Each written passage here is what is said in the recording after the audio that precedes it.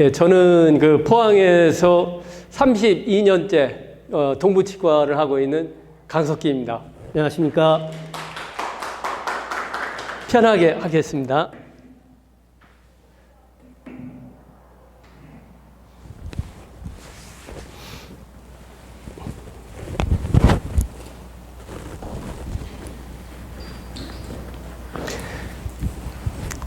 하다가 중간에 그냥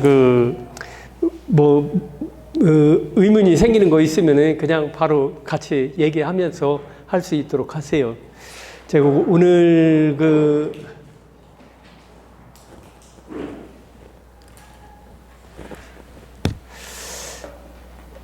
제가 여러분들께 말씀드릴 건 전치부, 구치부 요 불 좀 꺼줘요.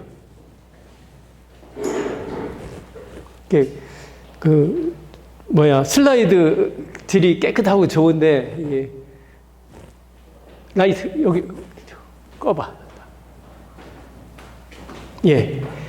전치부, 구치부에서, 리치 폭이 평평하거나, 랭스가 충분하면은 그냥 기존의 임플란트도 괜찮습니다. 그런데, 씬 리치나 본 디펙트가 있는 부위에 리치 오그멘테이션이나 플래트닝이나 이런 부가적인 수술을 해야 기존의 임플란트를 식립하는데, 그걸 하지 않고도 식립할 수 있는 아리, 비디커프.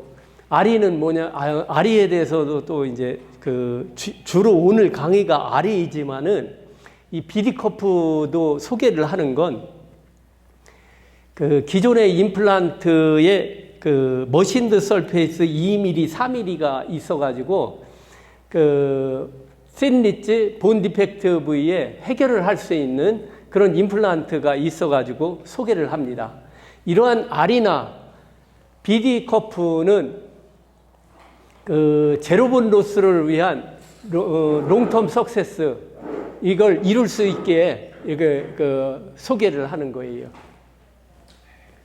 예, 요런 건 이제, 저게 무슨 소리를 하나 그러는데, 이따가, 오늘 강의를, 오늘 이제 제가 준비한 걸 들어보시면서 앞으로 이제 임플란트의 식립에 대한 어떤 컨셉이나 철학, 그런 것을 생각하시면서 임플란트를 식립하시면은 훨씬 이제 안정되고 좀 든든한 그런 느낌이 들 것입니다. 예, 요 사진은 제가 2002년도에 AIC 임플란트 2박 3일 동안 와서 했는데, 그때도 조촐하게 5명이 했습니다. 2002년도니까 22년 전인데, 이 원장님들 잘 계신가 모르겠어요. 그리고 안동은 제가 이제 철인 운동을 해가지고 안동에서 한 몇 년 전에 철인 대회를 해가지고 와서 철인 대회를 하고 간 기억이 있습니다. 예, 임플란트를 이 치아가 이제 소실되기 전에 이 자연 치아하고 치아 주변에 이렇게 알베올라 본과 베이지알 본이 있습니다. 근데 치아가 소실됨에 따라서 본이 리접션이 되죠. 버칼이나 팔라탈 쪽에서 리접션 되면서 씬한 리치가 되고, 이러한 부위에 베이지알 본이 있게 됩니다. 그러면 이제 이렇게 본이 없는 상황에서 환자분들이 임플란트를 식립하거나 어떤 틀니가 불편해서 오십니다. 그러면은 그런 부위에 임플란트를 식립해야 하는데, 기존의 임플란트 같은 경우는 이렇게 기존의 임플란트는 이렇게 골리식, 이런 씬한 리치 부위에 골리식을 하고 임플란트를 식립하는데, 이런 스레이드 라프한 설페이스가 있고, 그런데 이것만 가지고는 안 되죠. 기능을 하게 되면은 본 리접션이 일어나는데, 리치 오그멘테이션을 이만큼 해줘야 하는데, 이렇게 주변에, 픽스처의 주변에 골이 2mm 이상 잔존하게 하려면은 이 이 골이 그 자가골이나 동종골로 해서 찻폐막을 하고 필요하면 또 그 스크류도 받고 그 소프티슈 매니지도 하고 그래야 하는 그 원장님에 따라서 이렇게 수술에 그 테크닉 센시티브하게 되죠. 어려워요. 그러면서 이런 그 수술 기간도 길고 뼈 이식도 많이 하고 거의 막 1년 이상 이렇게 걸려요. 이렇게 쓰인한 리지 부위에는. 그런데 아리는 이렇게 쓰인한 리지가 있고 베이지알본이 있는데 이런 이 아리 임플란트는 베이지알본 깊숙이 그 스레이드가 들어가고 이런 쓰인한 리지 부위에 그 머신드 설페이스인 커프 부분이 담당하고 필요하다면 리지가 부족하다. 그러면 약간의 그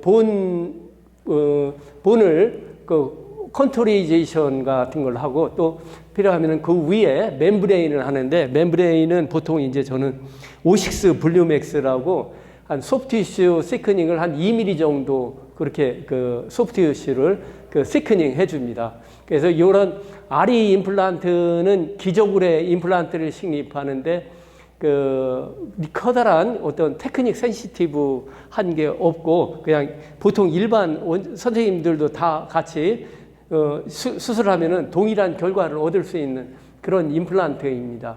그리고 이제 그래서 수술 식립하고 약 한 3개월 정도면은 보철이 들어갈 수 있는 그런 그 임플란트입니다. 그리고 필요하면은 내비알적으로 약간의 골리식으로 컨토리제이션 하죠. 이렇게. 근데 기존의 임플란트 같은 경우는 여기까지 식립하고 골리식하고 그러려면은 그 오세오 인테그레이션을 요구하죠. 그런데 여기는 그런 오세오 인테그레이션이 필요하지 않고 소프티슈 영역으로 그냥 볼륨만 증강시키는 그런 역할을만 하면 되겠어요. 그리고 이제 뼈만 넣고 멤브레인 이렇게 덮어가지고 이렇게 수척하면 되죠. 아리는 이렇게 생겼어요. 혹시 원장님들 아리 하시는 분이 있어요? 아리 없어요? 그러면 예 그러면은 이제 그렇게 할게요. 아리는 이렇게 머신드 설페이스 부분, 커프 부분과 스레이드 이렇게 하고 상부에는 익스터널 헥사예요. 이렇게 구성이 되어 있는데 여러 가지 뭐 좋다고 나와 있죠. 그리고 이러한 그 아리는 와 이게 어떻게 나오나? 여기가 왜 이렇게 어떻게 나오지?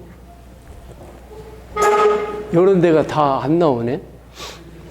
예, 기존의 임플란트는 이렇게 익스터널 헥사, 아리도 이렇게 익스터널 헥사인데 그 기존의 임플란트는 여기가 헥사 부분이 0.7mm 그리고 여기가 그 헥사가 평행해요. 그런데 아리 임플란트는 이 머신드 설페이스 요 헥사 부분이 요 부위 높이가 1.65mm, 각도가 10mm. 그래서 10도 익스터널 코니컬 헥사가 돼가지고 어버트먼트와의 강한 강한 결합을 제공을 하는 그런 시스템입니다.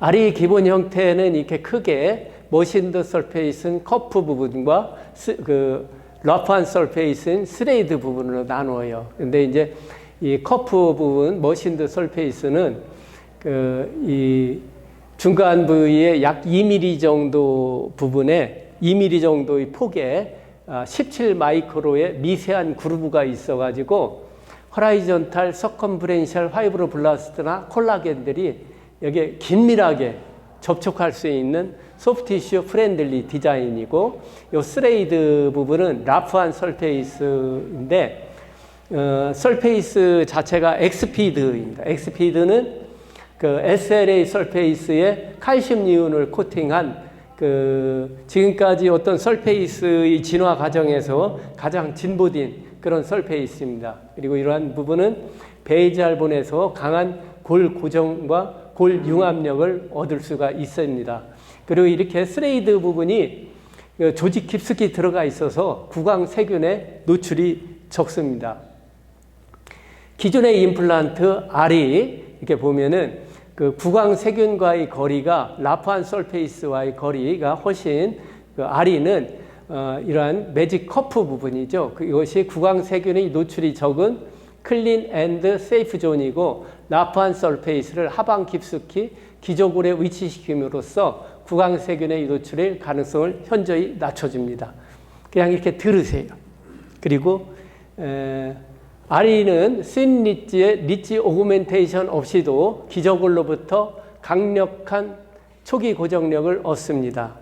이렇게 이게 상악골이에요. 상악골이고 발시가 되고 나서 그 본이 흡수되고 리치가 얇아졌죠. 이제 여기 이렇게 노란 선으로 이렇게 쭉 한 건 아래 부분은 알베오라 본이고 위에는 베이지알 본이에요. 그런데 그 기존의 임플란트 식립할 때 이렇게 드릴링 하면은 레비알 쪽이 이렇게 노출이 되죠. 그리고 이제 픽스처를 식립해도 베이지알 쪽에 약간 엔게이지 되고 요 상부 알베올라 본 쪽은 노출이 되죠. 근데 이런 거 성공적으로 만들려면은 많은 리치 오그멘테이션을 하고 또 이게 리치 오그멘테이션을 하는 것도 동전골이나 자가골로 해야 오세오 인테그레이션이 일어나죠. 거기에다가 멤브레인도 해야죠. 또 필요하면은 스크류도 박아야 하고 그리고 이제 소프티슈 매니지도 해야 하고 소프티슈 매니지 하면은 그 와서 땡기고 이 4개월, 6개월 본이 생기는 기간 동안 굉장히 불안하고 이것 또한 원장님들에 따라서 테크닉 센시티브 해가지고 많이 불안하게 기다리고 있죠. 그런데 R이는 이걸 크로스 섹션 해가지고 이렇게 본 거예요. 그런데 이게 보시면은 그 베이지알 본 깊숙이 그 스레이드 부분이 들어가고 이 세인한 리치 부분은 커프가 담당해가지고 많은 이것처럼 그렇게 많은 예전에 기존의 임플란트 하는 것처럼 그렇게 많은 골리식이 필요하지 않죠. 좀 전에 했던 것처럼 컨트레이제이션 합성골이나 이종골로 좀 얹어가지고 멤브레인 뭐 필요하면 좀 하고 그래가지고 볼륨만 조금 증강시켜가지고 수초를 해주면 되는 거죠. 이러한 R의 이러한 머신드 설페이스인 커프 부분이나 이것은 바이콘 임플란트예요. 바이콘 임플란트의 롱 어버트먼트.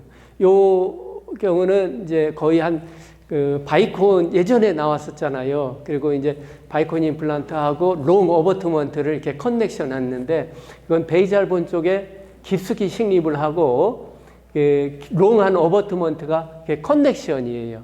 그러니까 여기는 골화, 오세오 인테그레이션이 됐고 여기는 머신드 설페이스이기 때문에 뼈가 오세오 인테그레이션이 아니죠. 여기도 또한 소프티슈의 영역이라고 보면 돼요.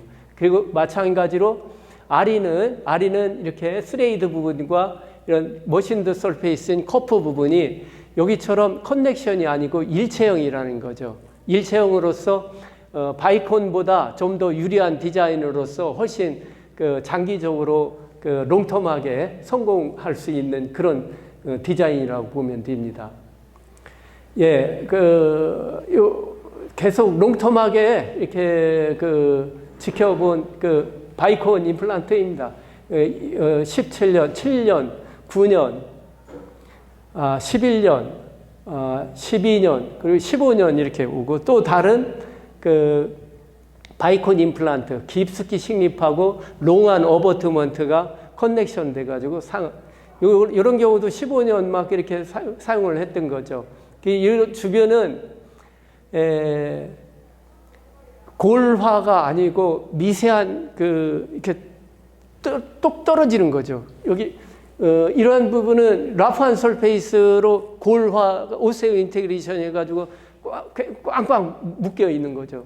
그리고 마찬가지로 이게 R이는 이렇게 깊이 식립하고 이것처럼 왜 이게 이제 커넥션이 왜 싫으냐? 그럼 본 저 깊숙이 들어가가지고 뺐다 꼈다 이렇게 커넥션을 왔다 갔다 하려면은 블리딩도 되고 소프티슈 엔게이지가 돼가지고 아프거든요. 그런데 그런 걸 하지 않고 이렇게 일체형으로 하면은 위에서만 약간 커넥션을 하고 그렇기 때문에 별로 환자가 통증이나 뭐 그런 걸 느끼지 않고 이런 부위에서 커넥션 하는 것보다도 일체형이 훨씬 더 유리한 거죠. 이러한 부위가 잇몸이 어떻게 되냐? 예, 아리 임플란트를 식립하고 이런 그 잇몸의 형태입니다. 이게 아리에 대해서 제일 그 의구심을 가지고 있는 게 그러한 이러한 머신드 설페이스인 롱한 그 커프 부분이 파켓 뎁스로 작용하지 않을까 그래야 하는데 이를 보십시오. 이런 어테티지 진지바와 이런 컬러, 핑크 컬러 얼마나 좋아요. 예, 이 프루빙 해봅니다. 프루빙 하는데 예, 여기는 42번 부위, 32번 부위, BOP, 블리딩 온 프로빙의 제로 네가티브입니다. 이렇게 깨끗하니 아주 탄탄하게 붙어 있어요. 그리고 이제 이러한 프로빙은 그냥 우리가 치주 치료하고 그럴 때 프로빙 뎁스 체크할 때 그냥 세게 힘껏 줘가지고 세게 밀지 않잖아요. 10 내지 20g의 라이트 폴스로 해가지고 살짝 집어넣어가지고 정신한 에피셀리움까지 들어가는 거 아니에요. 요것도 이제 에피텔리얼 어태치먼트와 커넥티브 어태치먼트 이렇게 이루어지고 있죠. 요거하고 여기도 알이 식립한 거예요. 이게 보시면은 예, 지금은 임시치아인데 어버트먼트 커넥션 이렇게 단단해요. 기존의 임플란트의 주변 잇몸, 기존의 임플란트 주변의 잇몸보다 더 타이트하게 있어요. 이걸 보면은 13번 식립하기 전에요. 식립하고 나서 오히려 12번보다 잇몸이 더 밑으로 내려오고 더 타이트하고 건강한 잇몸을 가져요. 그래서 이게 이러한 알이 머신드 설페이스인 커프의 주변 조직이 혹시나 파켓 뎁스로 작용해가지고 인펙션 소스가 되지 않을까 그런 부분은 걱정하지 않아도 될 것 같습니다. 자, 이러한 부분이 이제 소프티슈 영역인데 우리가 이제 임플란트를 지금까지 식립하면서 소프티슈는 별로 생각하지 않고 하드티슈에만 집중을 해왔습니다. 원장님들 오늘 오시면서 이제 가시고 내일부터나 지금까지 어떤 생각하시고 있던 임플란트에 대한 컨셉이나 어떤 철학을 어떤 약간의 이론적인 정립을 하시고 가셔서 임플란트를 식립하면은 훨씬 좀 도움이 되리라고 생각합니다.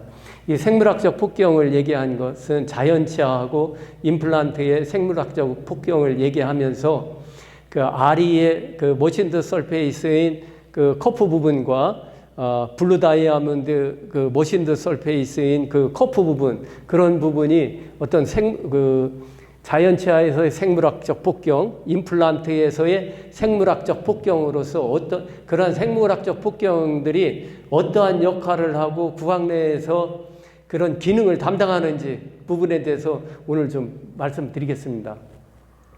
자연치아에서의 생물학적 폭경, 이쪽은 연조지고 여기는 치아.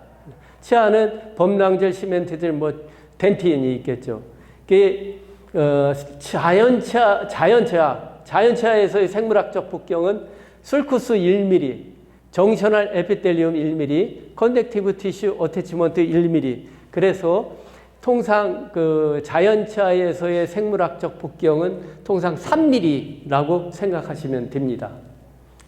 그래 이러한 생물학적 폭경은 요 위에가 정셔널 에피텔리움 부분, 아래는 커넥티브 티슈 어태치먼트입니다. 정셔널 에피텔리움에는 외배엽성 조직인 범랑질과 접합 상피가 결합함으로써 생체의 기본적 룰인 외배엽성 조직의 연속성이 유지된다. 이것은 헤미데스모스 결합으로 결합력이 좀 약합니다. 커넥티브 티슈 어태치먼트, 여기는 중배엽성 조직인 세멘트질과 결합 조직이 샤키스 파이버에 의해서 강하게 결합을 하고 있습니다. 우리가 이제 이런 자연치아에서의 형태, 잇몸의 형태, 이것이 이제 이렇게 구성이 되고 이것이 생물학적 폭경이라는 거죠. 그리고 이제 프루빙을 하게 되면은 이렇게 헤모데스모스는 반세포성으로 붙였다 떨어졌다 붙였다 떨어졌다 하는 걸로 이런 사키스 파이버에 의해서 강하게 결합되는 그 위에 부분 여기까지가 그 생물학 그 파켓탭스가 되는 거죠. 여기 보면은 50대의 건강한 사람에게 있어서 자연치아의 프로비, 임플란트의 프로브, 구치부. 그 자연치아에서는 2 내지 3mm, 임플란트에서는 보통 건강한 파켓탭스가 3 내지 4mm 이렇게 되는 거예요. 이게 이제 BOP가 이제 네거티브로 나오죠. 그에 비해서 임플란트에서의 생물학적 폭경, 이것은 2020년 닥터 토마스 링키비슈스가 그 휴먼 스터디를 통해서 보고를 했어요. 휴먼 스터디, 사람에게서 하기가 어렵죠. 그런데 휴먼 스터디를 했어요. 그런데 이 에피텔리얼 어체트먼트 1.9mm, 커넥티브 티슈 1.7mm, 그래서 도합 3.6mm, 자연치아에서의 생물학적 폭경보다는 좀 넓은 3.6mm를 보고했습니다. 제가 이제 이런 따분한 얘기를 하는데 이게 나중에 얼마나 중요한 역할을 하는지 보시면 알게 됩니다.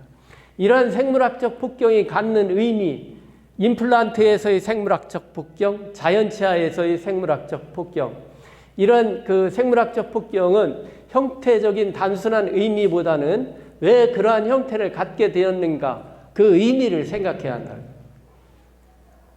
바이올로직 위드스는 생체가 보유하는 생물학적 룰을 유지하기 위한 방어 시스템이며 생체 내부와 생체 외부를 구분하고 생체 스스로가 세균이나 이물질이 생체 내부로 침입하지 못하도록 구축한 생물학적 배리어라는 겁니다. 잠깐만. 그게 뭔 얘기냐면은 이게 생물학적 배리어라는 게 뭐냐면은 그 중세 시대나 이렇게 옛날 우리 조선 시대 그럴 때 이제 적군하고 아군하고 싸움을 해요. 그러면은 저쪽 그 적군들이 있고 우리 이제 여기 아군들이 성체를 지키고 있어요. 성체를 지키고 있는데 적군들이 막 쳐들어오는데 그 성체를 딱 지키려면은 성벽을 아주 든든하게 하고 넓고 높게 해놓으면은 적들이 이렇게 쳐들어오지 못하게 그렇게 구축을 하는 거죠. 그런 게 바로 입안에서, 구강 내에서 있는 생물학적 폭경이 생체 외에 있는 세균이 생체 내로 쳐들어오지 못하게 만들어 놓은 생물학적 배리어, 그런 성벽이라는 겁니다. 그게 생물학적 폭경이 생체 외에 있는 세균이 생체 내로 들어오지 못하게 만들어 놓은 생물학적 배리어라는 겁니다. 이게 굉장히 중요한 의미를 가지고 있어요. 그걸 가지고 계속 얘기를 하겠습니다. 2014년 닥터 버블키는 임플란트를 식립하고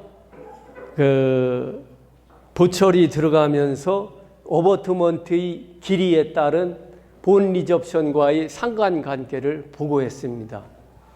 그 어버트먼트의 길이가 2mm 이하일 때는 본 리접션이 1.23mm, 2mm일 때는 1.03mm, 3mm일 때는 0.41mm, 4mm보다 클 때는 제로. 이게 뭐냐? 하악과 같이 소프티슈가 얇은데 임플란트를 식립하면은 어버트먼트가 자동 짧아지죠. 어버트먼트가 짧아지면은 그만큼 본 리접션이 많아요. 왜냐? 이 생물학적 폭경을 만들기 위해서 하악과 같이 소프티슈가 얇은 경우에 본 크레스트 EQ로 식립을 하잖아요.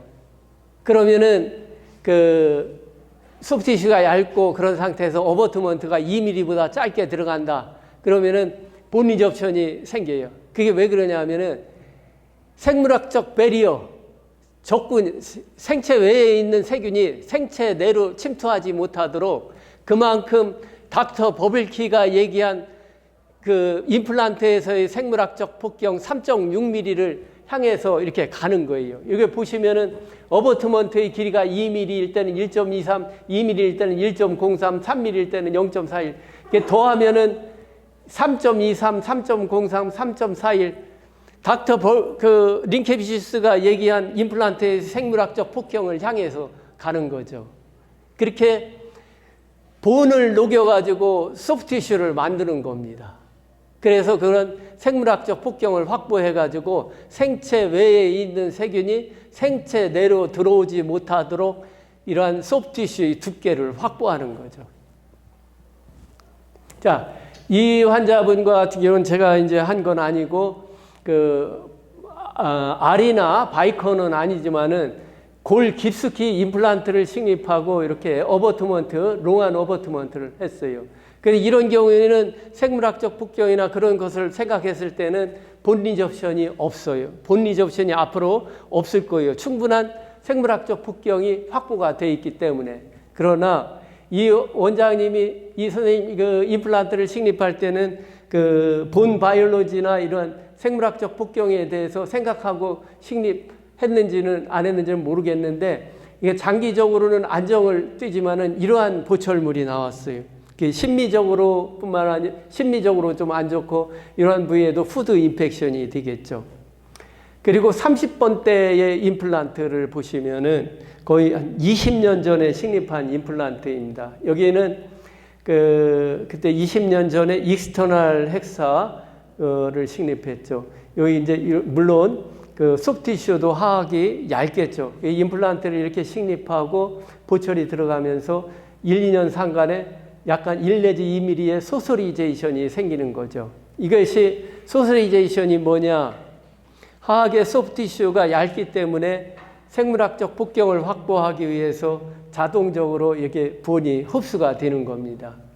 이때만 해도 그 임플란트를 식립할 때 이 스테빌리티에 많이 중점을 두죠. 그러다 보니까 크레스트의 EQ상으로 임플란트를 식립하게 되고 그러면서 소프티슈가 얇으니까 본 리접션이 되는 거죠. 그리고 이런 본 리접션이 되면서 이러한 임플란트의 코로날 포션 부위가 다행히도 머신드 설페이스니까 더 이상 진행이 되지 않는 거예요. 여기가 만약에 라프한 설페이스였다 그러면은 플라그 아큐뮬레이션이 되면서 그 바이오핌이 생기고 이런 스레이드를 타고 페리 임플란타이티스가 진행이 되면서 페일링하는 임플란트이겠죠. 그러나 다행히 코로날 포션 부위가 머신드 설페이스라 환자가 인지하지 못하지만은 그냥 그대로 유지가 되고 있는 거죠.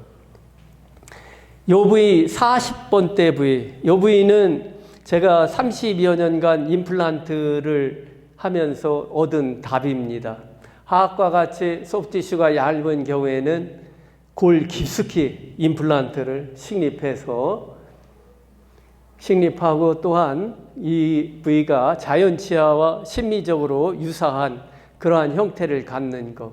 이런 게 환자분들이 제가 이제 그 임플란트가 30년 정도 되는데 지금도 20년 되신 분들도 많이 오시고 25년 된 분들은 간혹 그리고 10년은 뭐 허다하고 15년 된 분들도 아주 많죠. 이런 임플란트는 그래요. 아, 됐다. 이거는 20년, 30년? 그래. 오래 사세요. 30년 사세요, 앞으로. 쓰게 해줄게요. 그런 임플란트예요. 우리가 평생 가는 임플란트, 평생 가는 임플란트를 저는 하다 보니까 30년 전에 임플란트를 식립할 때는 이렇게 오래 쓸 줄 몰랐어요. 30년 전에 임플란트 할 때는 10년, 15년 쓸까? 그래 생각했는데 세월이 이렇게 흐르다 보니까 20년, 25년 그렇게 쓰더라고요. 그런데 그분들이 40대 때 저하고 같이 나이 먹으면서 임플란트를 했는데 지금 60대 이렇게 되면서 벌써 20년 그렇게 쓰셨죠. 그 같이 제 동네에서 같이 있으니까. 그분들이 오시면 뭐라고 그러냐? 앞으로 20년 쓰신 분들이 오시면은 그래요. 앞으로 또 20년 더 쓰게 해드릴 테니까 그 리콜에 잘 응하고 여기서 치과에서 하시라는 대로 잘 그 따라주세요. 그럼 앞으로 20년 더 쓰게 해드리겠습니다. 그래. 이런 임플란트는 몰라요. 그런데 이런 건 저는 자신해요. 20년, 30년 환자분이 그 살 수 있다면 50년도 쓰게 해드릴 수 있다고. 예.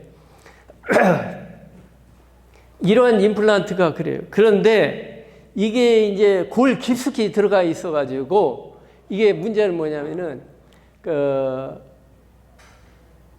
어버트먼트 커넥션하고 나중에 파이널 인상을 뜰 때 픽업 코핑하고 어버트먼트 커넥션하고 그럴 때 환자분이 통증을 느끼고 좀 안 좋더라고요. 그래서 이것보다 더 좋은 임플란트가 뭐 있을까? 제로본 로스를 이루는 구치부 미래의 임플란트 BD 커프 구치부의 임플란트 이거 씬 리치와 본 디펙트의 해결책 이렇게 씬한 리치 부위에 이러한 임플란트의 커프 부분이 들어가고 그 아래 베이스에 이렇게 그 라프한 설페이스에 그 픽스처 그 스레이드가 들어가요. 그래서 이런 건 페리 임플란티스의 확실한 러프한 예방으로 러프한 설페이스가 하방 깊숙이 위치하여 구강 세균에 노출될 가능성을 현저히 낮춰줍니다. 그리고 요 부분은 소프티슈 프렌들리 디자인이고 치조골이 일부만 존재해도 강한 골 융합력으로 안정성을 확보할 수가 있겠습니다. 예, 이렇게 치아가 소실된 구치부에서 리치가 리접션되고 이렇게 얇아져요. 이런 데다 임플란트를 식립하려면은 리치 오그멘테이션을 많이 하든가 안 그러면은 여기를 많이 깎아가지고 플래트닝해서 임플란트를 식립하든가 안 그러면은 저 본 깊숙이 임플란트를 식립하든가 기존의 임플란트는 그렇게 해야 돼요. 그런데 이런 그 RE 임플란트 보시면은 이 30대 요 부위가 무치약된 부위가 오래됐죠. 그리고 그 파노라마 CT를 찍었는데 CT 요 보면은 요 상부 부분이 그 씬한 부분으로 좀 얇죠, 여기가. 그래서 이런 데를 그 기존의 임플란트로 식립하려면은 그 깊게 식립하든가 리치 오그멘테이션을 하든가 플래트닝을 하든가 그렇게 해야 되는 거예요. 그런데 이 부위에 플랩을 제끼고 디렉션 인디케이터 끄고 CT를 찍어서 확인을 해서 방향과 이 부위를 보죠. 이렇게 드릴링하게 되면은 그 링구얼 포션은 좀 남아 있는데 레비알 포션은 이렇게 그 많이 떨어져 나가요. 그런데 이런 부위를 이 부위를 어떻게 해결해야 할 건가? 이게 보시면은 그 부위가 요 부위예요. 요 부위. 이러한 그 씬한 리치 부분, 레비알 쪽으로. 지금까지 기존의 임플란트 하시면서 이런 걸 많이 맞닥뜨렸잖아요. 이것을 그 기존의 임플란트를 식립하면은 요 부위가 약간 스레이드가 노출이 되고 그래가지고 그 부위를 골리식을 하고 멤브레인을 얹고 그래야 했죠. 근데 그거 다 나중에 말짱 다 꽝입니다. 녹아버려요. 그렇지 않으면은 또 깊숙이 심릭하든가 안 그러면 요거 플래티닝해서 하든가. 그런데 이런데 해결할 수 있는 임플란트가 BD 커프, 직경 4.4mm, 스레이드 7mm, 커프 2mm 이것을 식립하는 거예요. 그러면은 링구알 쪽에는 약간 뼈가 골이 있고 레비알 쪽에는 이렇게 노출이 돼도 이렇게 식립하고 골리식을 안 하고 수초를 해도 이러한 부분이 소프티슈의 영역이기 때문에 이미 이제 여기가 생물학적 폭경, 생물학적 배리어로 들어가서 본 리접션을 최소화하는 거죠. 이렇게 하고 여기 보시면은 예 이렇게 그 기존의 임플란트 같으면은 여기가 요 부위가 커프 부분이고 여기부터는 스레이드 부분이죠. 기존의 임플란트 같으면 이렇게 깊이 식립하든가 여기에서 이렇게 식립하고 리치 오그멘테이션을 하든가 그래 해야죠.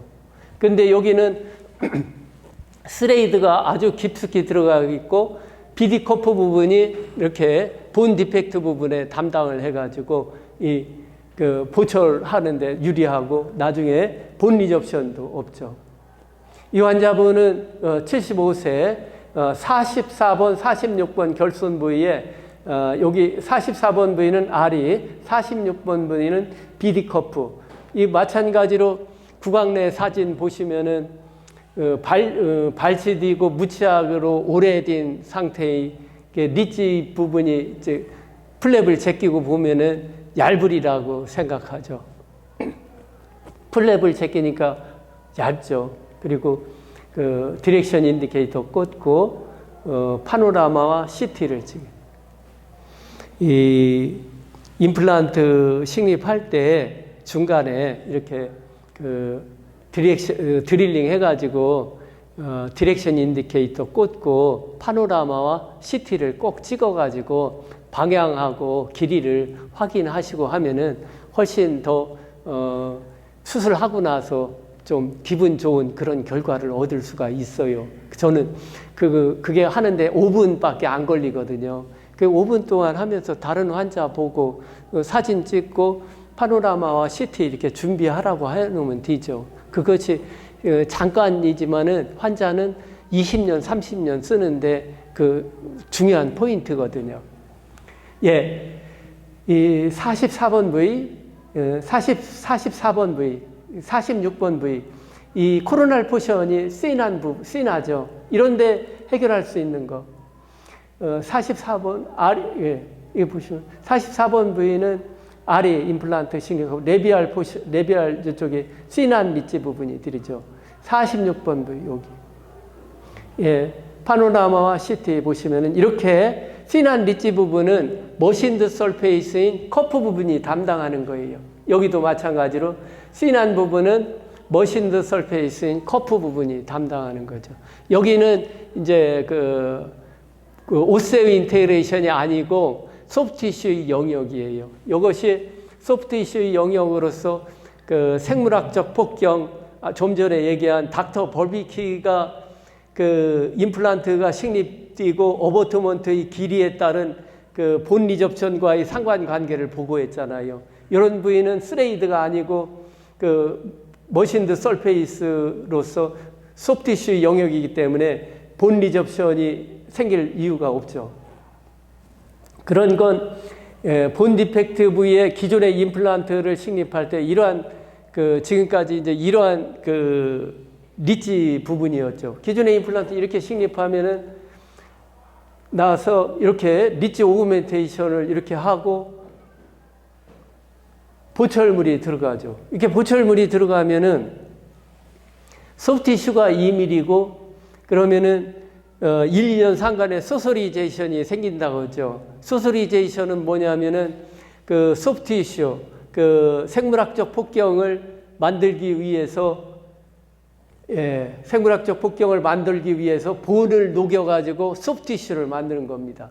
그러면은 여기 기존의 임플란트 경우 소프티슈가 2mm 그러면은 그러고 나서 본의 리접션이 이만큼 생기면서 이 기존의 임플란트 스레이드가 노출이 되는 거죠. 스레이드가 노출이 되면서 플라그 아큐뮬레이션 되고 바이오핌이 하면서 이런 페일링하는 임플란트가 될 수가 있습니다. 그러나 본 디펙트 부위에 BD 커프 임플란트를 식립할 때는 이렇게 씨난 리치 부분에 BD 커프 그런 스레이드와 커프 부분이 이렇게 들어가는데 이 소프티슈가 2mm라고 그래도 이 머신드 설페이스 여기가 소프티슈 부분이라 이미 생물학적 폭경을 확보가 돼 있는 거죠. 이렇게. 그래서 BD 커프는 원천적으로 굴 흡수를 차단하여 제로분 로스를 이룬다는 겁니다. 얇은 진지바에서 제로분 로스를 위한 임플란트는 기존의 임플란트는 이렇게 픽스처 들어가고 본 리조션이 생기죠. 본 로스가 그런데 BD 커프는 이러한 그 커프 부분이 있어서 본 로스를 최소화하고 있습니다. 이러한 것은 닥터 토마스 링케비시우스의 제로 본 로스 컨셉 이것을 보면은 이제 책에서 닥터 토마스 링케비시우스가 이 저서에서 그 발췌한 건데 소프티슈가 이렇게 4mm다. 그럴 경우에는 크레스탈 포지션에 임플란트를 식립하면은 본 리접션이 없다는 겁니다. 그리고 만약에 소프티슈가 4mm가 아니고 2mm 이렇게 얇다. 그럴 때는 그 서브 크레스탈, 본 깊숙이 임플란트를 식립해야 본 리접션이 없어요. 그런데 만약에 본의 상황이 한정되어 있고 깊숙이 식립하기 어렵다. 그럴 때 제로 본 로스를 이루려면은 여기에 소프티슈 매니지를 해야 한다는 겁니다. 프리진지발 그라프트나 CT 그라프트를 해가지고 소프티슈의 시크닝을 이뤄서 생물학적 폭경을 획득해가지고 생물학적 배리어를 만들어서 생체 외부에 있는 세균이 생체 내로 들어오지 못하도록 그러한 폭경을 구축해 주는 거죠. 실패하는 임플란트는 이렇게 쉘로 낮게 식립한 임플란트는 잇몸이 얇은 하악과 같은데 낮게 식립한 임플란트는 그 어버트먼트가 짧아지고 치아의 형태가 오버컨트가 되고 엠브레이셔 부위가 없어요. 그래서 오랄 하이젠이 안 되고 그러면서 여기에 바이오필름이 생기면서 페일링하는 임플란트가 되는 거죠. 도형으로 그런 걸 보겠습니다. 얇은 층에서 임플란트의 식립 깊이는 깊게 식립한 경우와 낮게 식립한 경우를 보시면은 깊게 식립했을 때는 롱한 어버트먼트, 트랜스뮤코살 컴포넌트가 어버트먼트, 트랜스뮤코살 컴포넌트는 여기는 생물학적 폭경이라고 보시면 됩니다. 좀 전에 닥터 버블피가 얘기한 요 어버트먼트의 길이가 길으면은 본 리접션이 안 되죠. 그런데 낮게 식립했을 경우에는 어버트먼트의 길이가 1mm, 2mm 막 그거밖에 안 되죠. 그러면은 트랜스뮤코살 컴포넌트, 생물학적 폭경을 형성하는 부위가 어버트먼트와 임플란트 부위가 그러면서 임플란트의 스레이드가 노출이 되는 거죠. 얇은 치은과 두꺼운 치은에서의 식립 깊이. 얇은 치은에서는 깊이 식립하라는 1mm 아주 깊이. 그래야 어버트먼트의 길이 길어지고 시크한 진지바에서는 2km 식립해도 어버트먼트의 길이가 이미 확보가 되어 있기 때문에 본 리접션이 일어나지 않는다는 겁니다. 상악과 같이 소프티슈가 두꺼운 경우에는 그닥 서브로 내려갈 필요가 없다는 겁니다. 이러한 것이 임플란트의 롱텀 석세스를 위한 제로본 로스 컨셉입니다. 예. 그래 하고 이제 이러한 컨셉을 바탕으로 이러한 생각을 하면서 임플란트를 식립을 하십시오. 그리고 저는 제가 임플란트를 하는 거에 거의 한 60-70%는 발치 즉시 임플란트를 해요. 그런데 최적화가 된 게 아리 임플란트나 BD 블루 다이아몬드 커프 이런 것이 아주 최적화가 되어 있어요. 그리고 여러분들 힐드 리치만 하시는 분도 있고 발치 즉시 임플란트 하시는 분들도 있고 그런데 저 같은 경우는 발치 즉시도 힐드 리치를 주로 하다가 발치 즉시를 주로 하다 보니까 거의 임플란트가 한 30% 정도 더 늘어났어요. 그러니까 발치 즉시 임플란트에 대해서 하십시오. 발치 즉시 임플란트 환자분들이 페리오가 안 좋거나 충치에 의해서 아주 안 좋은 상황으로 오잖아요. 그럴 때는 발치하면서 그냥 바로 식립을 하십시오. 그러면 환자분들이 동의율도 높아지고 발치하는 그런 순간에 상실감이 큽니다. 그런데 그럴 때 그 임플란트를 하자고 그러면은 동의율이 아주 높아져요. 그리고 한 방에 끝내고, 그리고 이제 뼈 이식, 골 이식을 하면서 골 이식 비용도 추가할 수 있고, 그런 부분들이 저는 상당히 그 치과에 도움을 많이 했어요. 도움이 아주 많이 됐어요. 그래서 원장님들 발치 즉시를 그렇게 막 아주 공격적으로 하셔도 상관없습니다. 아주 임플란트 너무 잘 나오고 좋아서 그래요. 자, 이제 아리 임플란트에 대해서 본격적으로 말씀드리겠습니다. 아리의 스레이드의 직경과 길이, 커프의 길이, 드릴링 뎁스. 아리의 이게 종류가 많고 이런 스레이드 길이도 뭐 5, 7, 9 뭐 이러고, 커프의 길이도 4, 6, 8, 10 막 이렇게 복잡하죠.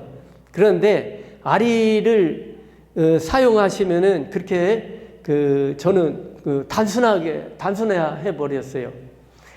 예, 이 아리는 이 직경이 3.5 있고 4.0 있고 4.5가 있고 그렇게 직경이 있어요. 그리고 아리의 이 스레이드의 길이는 9mm, 7mm, 5mm 이렇게 돼 있고, 커프는 핀리치의 길이에 따라서 4mm, 6mm, 8mm, 여기 9mm에서는 10mm가 없습니다. 여기 7, 5mm에서는 10mm가 있고, 그래서 저는 주로 사용하는 게 아리 그 스레이드 6mm, 스레이드 9mm, 커프 6mm 이걸 주로 사용하는데, 본 디펙트나 핀리치 부분에 9mm, 6mm를 많이 써요. 그런데 본의 상황이 좋다. 그럴 때는 스레이드 9mm, 커프 4mm, 본의 상황이 좀 불리하다. 그럴 때는 커프를 8mm, 스레이드를 7mm로 가고 있습니다. 그래도 이러한 그 1차 수술하고 나서 2차 할 때 ISQ 측정하면 아주 훌륭하게 나와요. 아주 좋아요. 그리고 주로 제가 쓰는 게 9에 6인데 아주 본의 상황이 좋다. 그러면은 커프 4mm를 하는데 4mm에 대한 메리트가 엄청 좋더라고요. 드릴링 가이드는 렌스 드릴 1.6mm 렌스, 2.5 린데만 드릴은 방향과 이런 위치를 수정할 수 있어요. 프로파일 2.5, 2.9, 3.0 이렇게 순서대로 있어요. 그리고 아리를 처음에 식립할 때는 리치가 씬하고 이레귤러하기 때문에 그 플랩을 제끼는 걸 권합니다. 요즘 미니멀 인베시브 해가지고 플랩리스 하는데 위험할 수가 있어요. 본을 녹일 수가 있으니까 일단 아리를 하실 때는 플랩을 제껴서 본의 상황을 보시면서 드릴링을 해가지고 하십시오. 그리고 시설 과정 보면은 이 본 캘리퍼 플랩을 제끼고 본을 보면서 본 캘리퍼로 치주고를 두께 5mm인 지점 여기에 씬리치 높이를 측정합니다. 여기가 6mm까지죠. 그리고 측정된 높이가 커프의 하이트입니다. 그리고 스레이드가 9mm다. 그럼 커프 6mm, 스레이드 9mm, 도합 15mm. 그래서 드릴링은 5, 7, 9, 11, 13, 15. 여기 검은색 상단 부위가 15mm까지 여기까지 드릴링을 하시면 되겠고, 시술 과정은 23, 24번 부위에 임플란트를 식립할 예정이고, 플랩을 제끼기 전에 플랩을 제끼고 이런 렌스 드릴로 1.6mm 렌스 드릴로 드릴링을 합니다.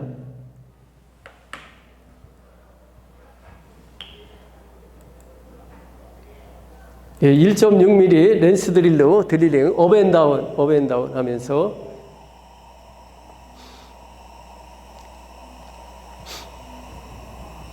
(23번) 부위 하고, 그 다음 이런 디렉션 인디케이터를 이용해서 엑스레이 테이킹하고 아리가 식립될 패스와 뎁스를 체크합니다.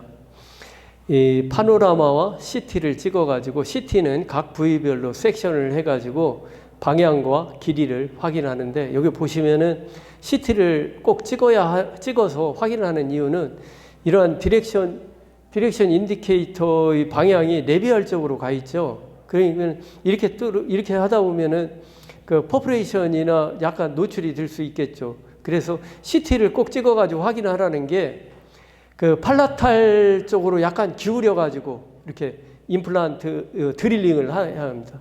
그리고 이제 23번 부위는 스레이드 9mm, 커프 6mm. 그래서 23번 부위는 직경 4.0에 96, 24번 부위는 직경 4.0에 94, 그 15mm, 13mm 이렇게 그 드릴링을 계획했습니다. 린데만 드릴로 드릴링을 업앤다운으로 약간의 아까 이제 팔라탈 쪽으로 좀 그 기울여서 한다고 그랬죠. 팔라탈 쪽으로 그 업앤다운으로 합니다.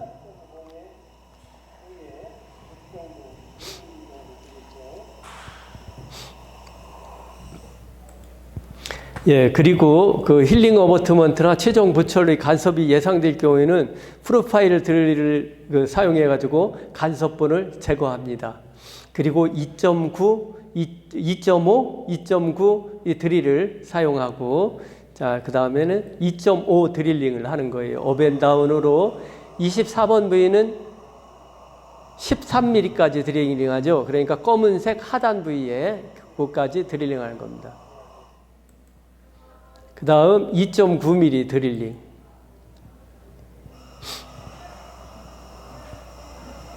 아, 15mm까지 드릴링해요.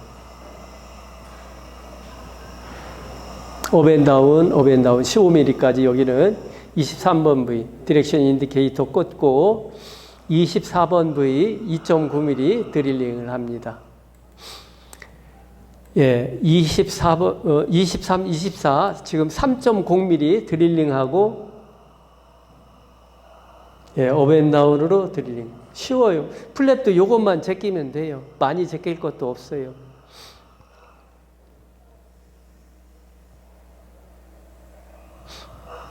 예, 23번 부위 3.3mm로 15mm까지 드릴링을 하죠. 예, 4.0에 96 임플란트 식립합니다. 25N 저항이 있으면은 45N으로 이렇게 드릴링해서 예, 24번 부위 골질이 단단해서 파이널 드릴을 3.6까지 드릴링하고 4, 9, 4를 식립해요. 예.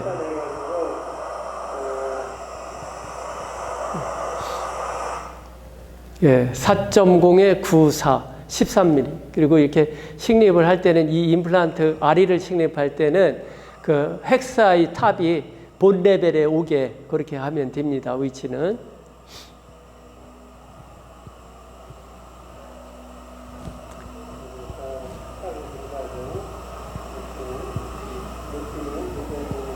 만약에 좀 덜 들어갔다 그러면 라쳇을 이용해서 좀 더 집어넣어요.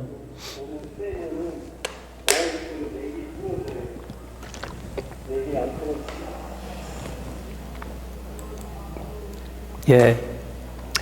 이 아리 임플란트의 헥사의 탑이 본 레벨에 올 수 있게끔 그렇게 식립해요. 좀 깊이 넣는 게 좋아요. 픽스처 탑의 위치는 이렇게 본 크레스트가 헥사의 탑이 올 수 있게 하고, 만약에 본 크레스트가 보이지 않을 때는 그 마운트의 내기 진지바 상에 오게 하면 돼요. 그리고 아리 임플란트의 건장 식립 토크는 45N이고 라쳇을 이용할 때는 70N 이하로 하시면 되겠습니다. 예, 마운트를 꽉 끼어 있을 때는 이 마운트 드라이버, 리무버 드라이버로 하고 힐링 어버트먼트 이렇게 하면 됩니다. 과토크로 인해서 마운트가 끼었을 경우에는 리무브 드라이버를 사용해서 마운트를 분리합니다.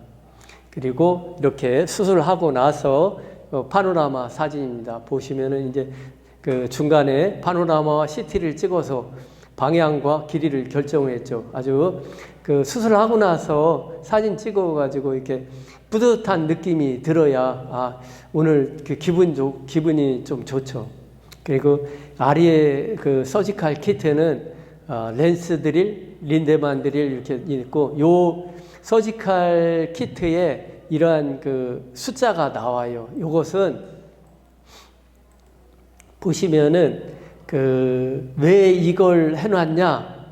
이 숫자가 서지컬 키트 판에 이런 숫자를 나눴는데 직경 2.9와 3.3, 3.6 사이에 픽스처의 직경 3.5, 4.0을 이렇게 놓았어요. 왜 그러냐면은 파이널 드릴을 직경 3.5를 식립할 때는 상악은 2.9, 하악은 3.3까지 본이 댄스하니까 4.0을 식립할 때는 상악은 파이널 드릴을 3.3, 하악은 3.6까지 드릴링을 하고 임플란트를 식립하라는 겁니다. 좀 전에 동영상에서 보셨듯이 23번 부위는 파이널 드릴을 3.3까지 했고 24번 부위는 파이널을 3.6까지 했습니다. 좀 24번 부위가 본이 좀 댄스하니까 한 직경 넓은 그걸로 드릴링을 하고 임플란트를 식립한 거죠. 제가 이제 요걸 인식하기까지는 임플란트를 20개, 30개 이렇게 식립을 하면서 파이널 드릴을 뭘로 할까? 고민을 했었어요. 그런데 20개, 30개를 하고 언뜻 딱 보니까 이게 보이는 거예요. 그제서. 바보같이 20개, 30개 하는 동안 왜 이걸 기준으로 삼아가지고 드릴링 하지 않고 내가 어렵게 했나. 그래서 이제 원장님들도 임플란트 RA를 처음 접하실 때는 꼭 이 서지컬 키트의 요 판을 확인하고 그걸 가이드 삼아가지고 하시면은 훨씬 쉽게 접근할 수가 있어요. 예, 임상 케이스를 이제 말씀드리겠습니다. 5분간 쉬었다 할까요? 계속 할까요? 좀 쉬세요. 5분간, 10분에 시작할게요.